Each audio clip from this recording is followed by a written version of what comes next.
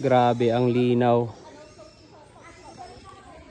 Sarap sana maligo niyan, kundi lang sobrang lamig niyan, sure. Kaso meron pa kaming dalawang falls na pupuntahan, si Tinoyan Falls at saka si Aliwagwag. So dito naman sa dulo ng river, ayan, nagdudugtong ang dagat at yung river. So boating world, papunta doon sa lugar na kung saan marami yung mga stingray daw, sabi ni Jamage. Ayan.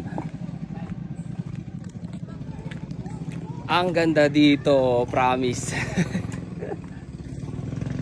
You know, sobrang linaw ng tubig.